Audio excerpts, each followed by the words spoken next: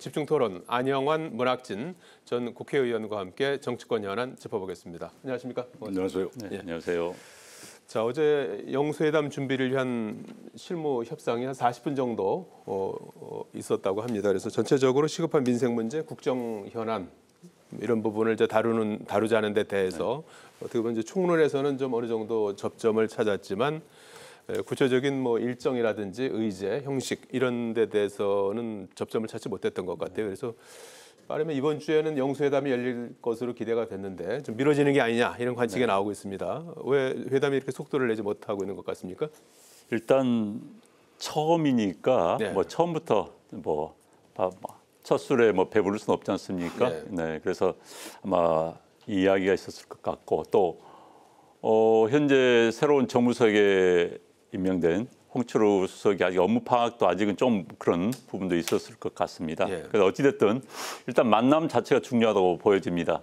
그래서 만나서 실무회담은 한 번, 두 번 계속 어느 정도 매듭이 지어질 때까지 할 필요가 있는 거고요. 한 번에 모든 게 연결될 수는 없습니다. 그동안 워낙 오랫동안 만나지 않았었기 때문에 그래서 앞으로 만나면서 뭔가 성과를 거둬가는 그런 계기가 되기를 바랍니다.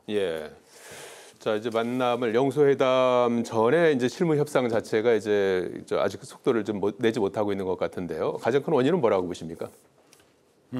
제일 중요한 게 아마 이 민주당이 지금 강력하게 요구를 하는 게 해병대 최상병 그 사망 사건, 또 수사 외압 이런 그거에 대한 이제 특검을 하자는 게 이제 민주당의 일관된 지금 입장이잖아요. 근데 이거에 대해서 이게 대통령실의 공직기관 비서관 이시원 비서관 이 사람이 그 경찰청에 넘어갔던 경찰에 넘어갔던 수사 자료를 회수하는 과정에서 국방부로 회수하는 과정에서 국방부의 법무관리관하고 뭐 통화를 뭐 여러 차례 했다. 그래서 그 윗선이 누구냐? 그렇게 말하자면 수사 외압을 행사한 거 아니냐? 이게 뭐 윗선으로 올라가면 혹시 윤 대통령한테까지도 그 여파가 있을 수 있어서 그거에 대해서 아마 대통령실이 윤석열 대통령을 필두로 한 상당히 좀 신경을 쓰는 거 아닌가. 그러니까 민주당은 지금 강력하게 여러 사람이 좀 얘기를 하고 있잖아요. 공개적으로 이 최상병 특검 해야 된다. 근데 대통령실은 바로 이제 그런 점 때문에 저하고 있는 거 아닌가. 그게 제가 보기에는 이번 이 뭐 영수회담 대통령과 여당 대표 회담에서 조율하는데 의제 조율하는데 가장 큰 지금 걸림돌이 아닌가 이렇게 보여지고요. 그다음에 뭐 이 대원 참사 특별법 또 야당에서 뭐 해야 된다. 대통령실은 저 입장이 다르고 또 뭐 이재명 대표가 얘기한 선거 때도 얘기를 했던 뭐 전 국민 25만 원짜리 재난 지원금 이 부분에 대해서도 대통령이 직접 좀 너무 포퓰리즘이다. 뭐 이런 입장 차이가 좀 현격히 있잖아요. 이런 것들에 대해서 우선 하여튼 대통령이 총선 이후에 민의를 이제 받아들이겠다는 그런 취지로 야당 대표를 만나기로 한 것 자체는 난 의미가 있다고 봅니다. 지금까지는 뭐 지금 뭐 거의 한 2년 됐죠. 2년. 2년 돼가죠. 대통령 된 지 2년 됐는데 야당 대표를 단 한 번도 안 만났다는 건 사실 이게 좀 말이 안 되죠. 그래서 일단 물꼬는 트는 거 아닌가. 아마 그 의제 조율이 뭐 되기야 되겠죠. 좀 며칠이 뭐 걸리더라도.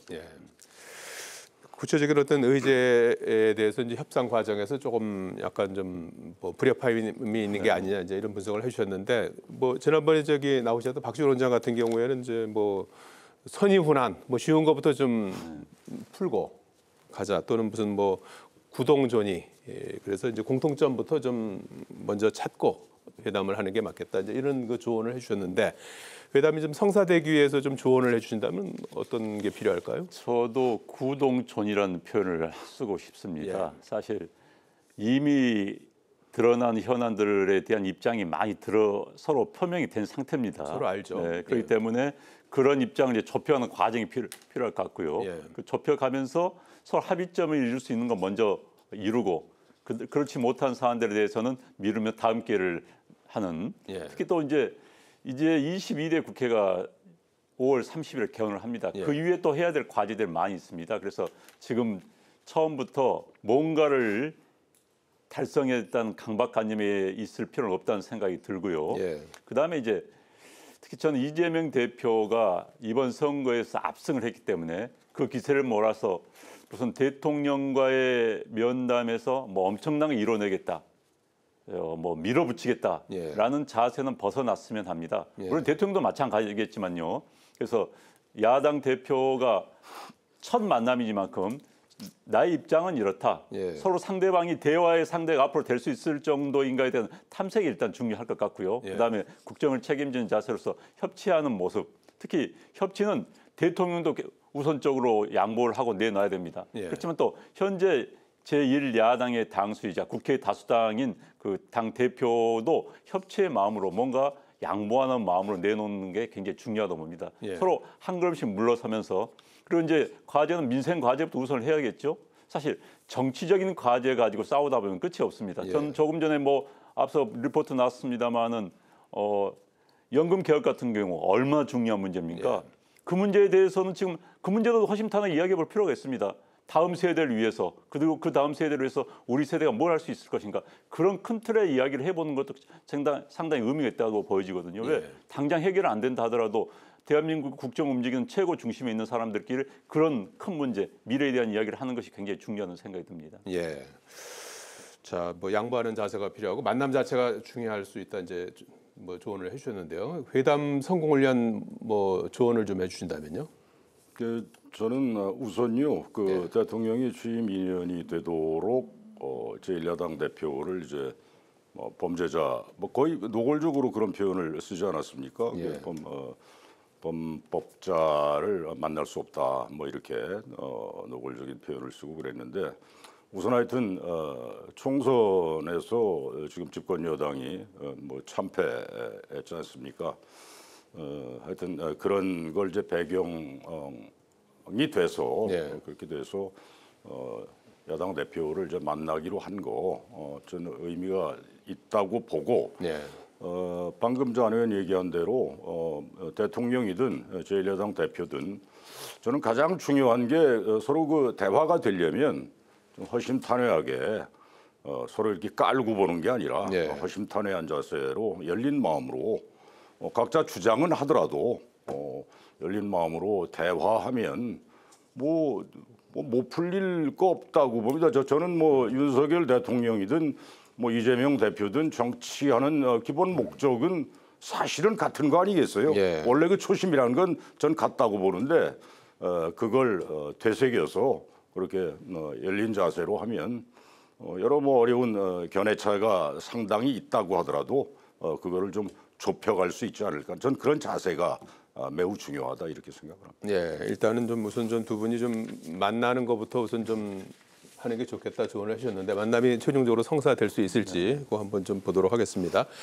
자, 지금 여야 모두 차기 22대 이제 국회를 이끌 원내 사령탑 선출을 위한 과정에 들어가 있습니다. 특히 민주당 같은 경우에는 뭐 여러 사람들이 출사표를 던질 듯 하다가 지금은 이제 박찬대 최고위원 쪽으로 모아가는 그런 분위기예요. 그래서 이분은 이제 친명으로 이렇게 꼽히고 있고, 또 지금 거론되고 있는 그 외에 이제 박주민 의원이라든지 한병도 의원 같은 경우에는 고심 중이라고 합니다. 그래서 약간은 좀 박찬대 의원 쪽으로 좀 이렇게 모아가는 그런 분위기 아니냐, 가닥을 잡아가는 게 아니냐, 그런 이제 분석이 나오고 있고, 국민의힘은 아직 뭐 뚜렷하게 이제 후보군이 형성되지 않았지만 신윤유죠. 이철규 의원이 거론되고 있습니다. 그래서 여기에 대해서 약간의 좀 논란도 있고 그런 것 같은데, 22대 국회를 이끌 원내 사령탑 어떤 인물이 좀 나서야 된다고 보십니까? 이제 4년 임기 중에 첫 그 기간이죠. 보통 원내대표 임기가 1년이기 때문에 그래서 이제 역시 뭐 앞서도 이야기했습니다만 국회라는 것은 일단 기본적 합의를 전제로 하는 조직입니다. 그렇기 때문에 전제가 상대방을 인정할 수 있는 사람, 또 상대방으로부터 인정받을 수 있는 사람이 저는 굉장히 중요하다고 봅니다.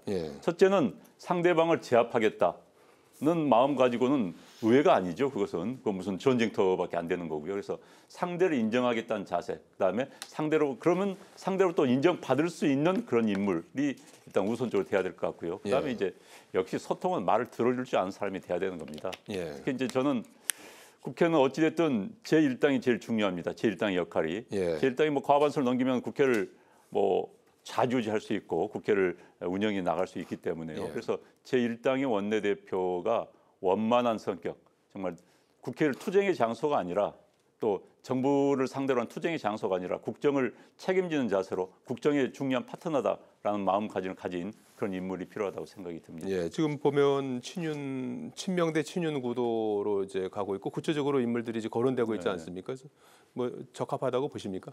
글쎄 뭐 개개인에 대한 인물 평가는 좀 그렇고요. 예. 그런데 어찌됐든 지금 민주당 같은 경우는 이제 1년 내에 이재명 대표의 사법 리스크가 어떻게 분출될지를 모릅니다. 예. 솔직히 지금 뭐 가장 빠르게 진행되고 있는 선거법 위반 관련 예. 부분들에 대해서는 1년 내에 나올지도 결론이 나올지도 모릅니다. 예. 그러면 이제 이재명 대표의 그 신상에 변화가 생길 수밖에 없는 것이죠. 그렇기 때문에 뭐 이재명 대표의 말을 듣는 의견을 제대로 전달하는 것보다는 예. 어찌됐든 간에 자율적으로 국회를 운영할 수 있는 또 민주당 의원 전체를 뜻을 반영할 수 있는 그런 인물이 나오는 게 바람직하지 않을까 싶습니다. 예, 문학진 의원께서는 어떤 인물이 좀 자령탑이 돼야 된다고 보십니까? 저는 지금 이 민주당 경우에 이제 예. 전 뭐 민주당 당적을 이제 갖고 있는데 예. 이 누가 더 이재명 대표와 가까우냐 경쟁을 원내대표도 그렇고 좀 국회의장 이제 선출도 앞두고 있지 않습니까? 그렇습니다. 예.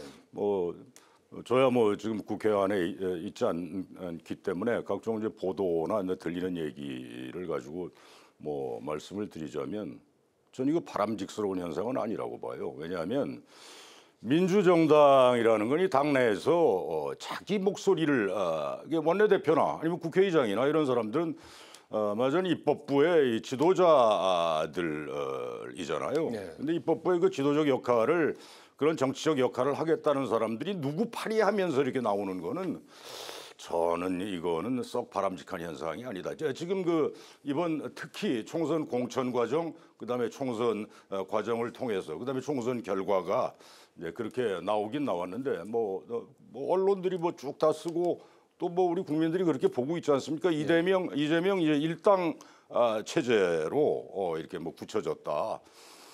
그게 당내 현실이기는 하지만 예.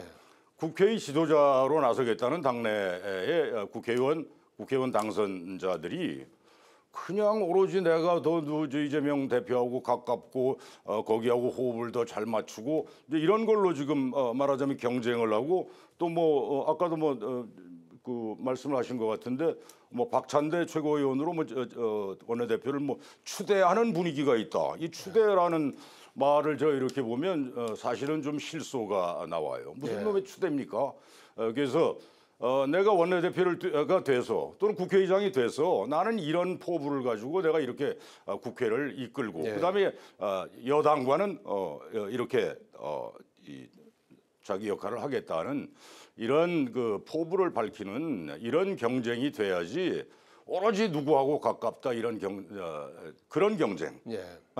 이거는 참 좀 실소가 나오는 장면이고요. 저당 뭐 국민의힘은 뭐 제가 내부 사정은 잘 모르지만 이렇게 쳐다보면 저 여의도 출장소 소리 또 듣게 생겼어요. 이철규 의원이라는 사람은 난 뭐 개인적으로는 전혀 모르지만 뭐 찐윤이라며 찐윤 뭐 친윤 정도가 아니라 근데 그런 사람이 또 이 원내 사령탑을 한다. 뭐 거의 그렇게 뭐 굳어져가는 분위기다 뭐 이렇게 보도가 나오는 것 같은데 그거는 사실은 이번 22대 총선에서 국민들이 보여준 뜻과는 매우 다른 길이죠. 예.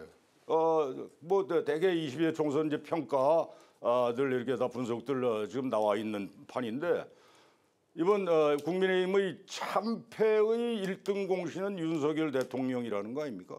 그런데 친윤이고 완전히 그 윤석열 대통령과 정말 가까운 사이인 뭐 이철규 의원 같은 사람이 저는 개인적으로 전혀 몰라요. 이런 사람이 다시 원내대표를 맡아서 원내 사령탑을 한다. 저는 이거는 국민들이 이번에 회초리를 매섭게 국민의힘한테 내려친 거와는 거꾸로 가는 것이다. 저는 그렇게 봅니다. 예, 뭐 여야 할 것은 5월 3일에 이제 그 국회의원들 투표로 선출을 하는 것이고 당내 일각에서 이제 거기에 대한 비판 의견도 있기 때문에 최종 결과는 이제 지켜봐야 될 부분인 것 같고요. 조금 전에 말씀하신 것처럼 국회의장 경쟁이 본격화되지 않았습니까? 국회의장은 당연히 이제 일당이 이제 민주당이기 때문에 민주당에서 이제 배출하게 됐고 5월 30일 원 개원 전에 아마 이제 한 명으로 압축을 해서 5월 30일 이후에 열리는 국회 본회의에서 선출하는 절차를 밟게 되죠. 근데 지금 민주당 내부에서 정성호 의원, 조정식 의원, 추미애 당선인 3파전 구도고 세 분 다 뭐 친명으로 이렇게 이제 분류가 되고 조금 전에 문학재 의원께서도 말씀하셨지만은 서로 지금 친명 마케팅을 하고 있는 그런 상황이고 또 국회의장의 어떤 역할과 관련해서 과거에는 좀 기계적 중립을 많이 지켰는데 이제는 좀 혁신 의장 또 개혁 의장이 돼야 된다 해서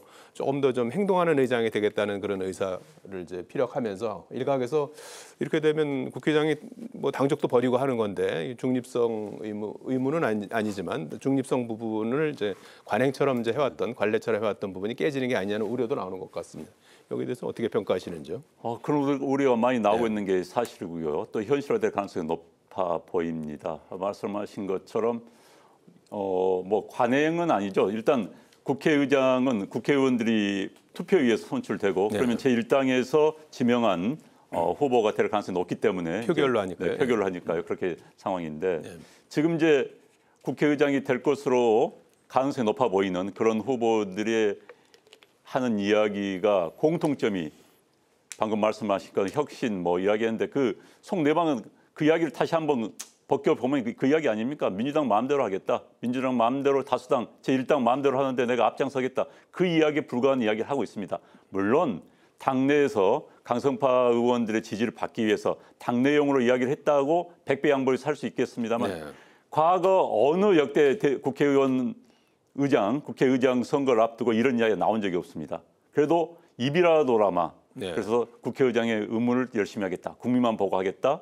뭐 그런 이야기 했는데 이제 아예 국회의장의 법으로 정한 중립의 의무가 있습니다. 국회의장은 말씀하신 것처럼 투표권이 없습니다. 상임위에서 투표하지 않습니다. 그리고 정당 당적을 빠집니다.